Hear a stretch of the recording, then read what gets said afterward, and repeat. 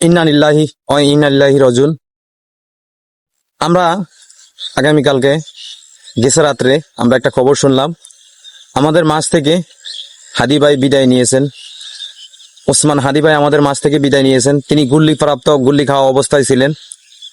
তো আসলেই এই যে যারা দেশে নিয়ে গবেষণা করে এবং দেশকে নিয়ে যারা রাজনীতি করে, যারা দেশে মানুষের জন্য কাজ করে, দেশের মানুষের জন্য ভালো কিছু করতে চায়, দেশের মানুষের জন্য ভালো কিছু অবদান রাখতে চায়, সেই সমস্ত মানুষদেরকে টার্গেট করে চিরদিনের জন্য বিদায় করে দিচ্ছেন।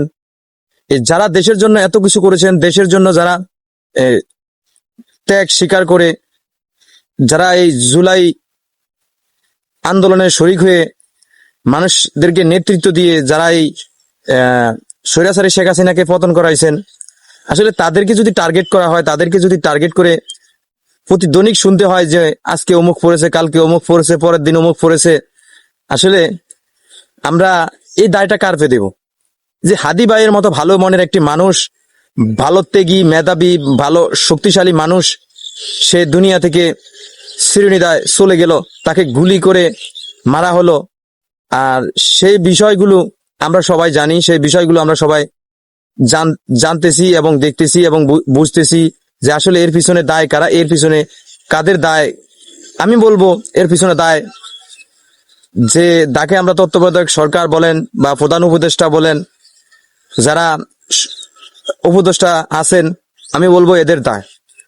এদের ব্যর্থতার কারণে হাদির মতো মানুষ, আবার এনসিপির একটি নেত্রী, তাও মারা গেল। তো এই দায়গুলো কার পেয়ে দিবেন? এই দায়গুলো কি বিভিন্ন রাজনীতি মহল তাদেরকে দেওয়া যায়? আসলে আমরা তাদেরকে দেই না। আমরা নেতৃত্ব দিয়ে আমরা গণমানুষের ভালোর জন্য একজন প্রধান উপদেষ্টা বানাইলাম, তার তো কোনো এরকম গ্রুপকেই দেখতেছি না। দিন দিন শুধু মানুষ মারা, মানুষকে গুম করা, খুন করা, এগুলাই তো দেখতেছি।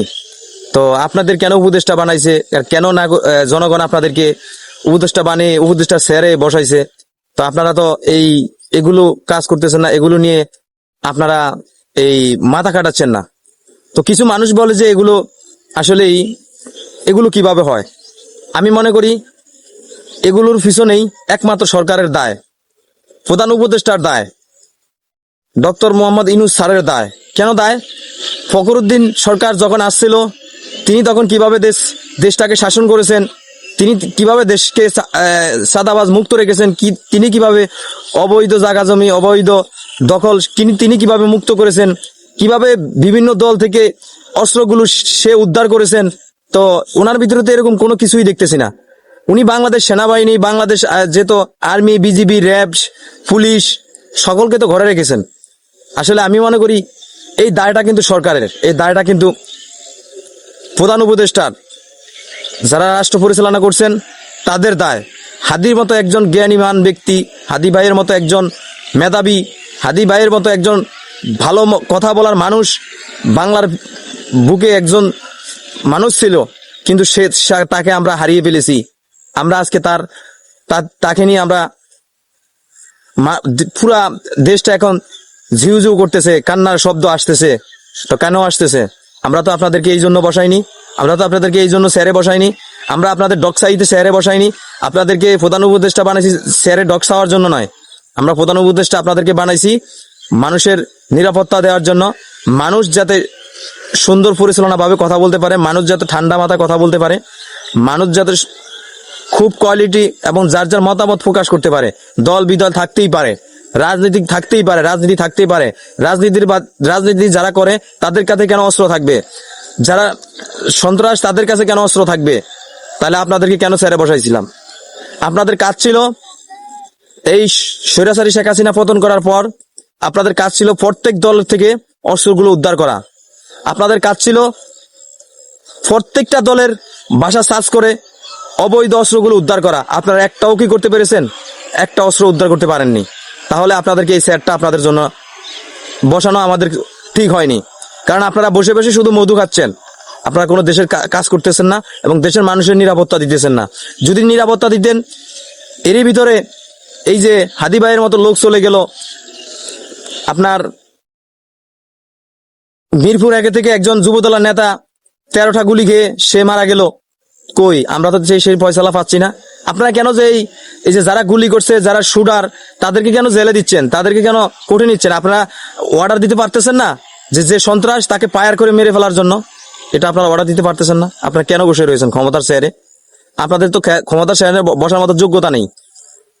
আপনাদের করা উচিত ছিল আপনারা দায়িত্বটা নেওয়ার সাথে সাথেই সারা দেশ বেশি বাংলাদেশ ব্যাপী আপনারা হাতে, সেনাবাহিনীর হাতে পর্যাপ্ত পরিমাণ শক্তিশালী করে তাদেরকে প্রত্যেকটা দলের নেতাকর্মীদের চার্জ করে অবৈধ অস্ত্রগুলো উদ্ধার করা। আপনারা তো সেটা করতে পারেননি। এটা আপনাদের দায়। হাদি ভাইয়ের মতো মানুষ মারা যাওয়া এটা আপনাদের দায়। আবার এই দায় আপনারা নিতে হবে। আমি বাংলার জনগণকে বলবো, আপনারা রাজনীতির দিকে না গিয়ে দেশ কিভাবে পরিচালনা করা যায়, দেশ কিভাবে মানুষকে ভালো রাখা যায় সেদিকে চিন্তা করুন, এবং ভালো একজন মানুষকে আপনারা দেখে শুনে আপনাদের মূল্যবান ভোট দিন। এবং কে কাকে দিবেন সেটা আমি বলবো না, কারণ আপনার যাকে ভালো লাগবে, যে দেশকে ভালো রাখতে পারবে, এরকম একজন ব্যক্তিকে আপনারা খুঁজুন। নির্বাচন এখনো সামনে, আপনার কাকে ভোট দিলে ভালো হবে এরকম একজন দেশকে দিন, যাতে মানুষের আমরা দিন দিন এরকম রক্তপাত না দেখতে হয়।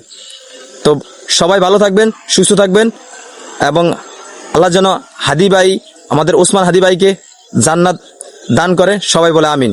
এবং আমি আমার আজকের মতো ভিডিওটা শেষ করছি, এবং ভিডিওটা ভালো লাগলে অবশ্যই আমাকে ভালোবাসা দিয়ে সকলে পাশে থাকবেন। ধন্যবাদ সবাইকে।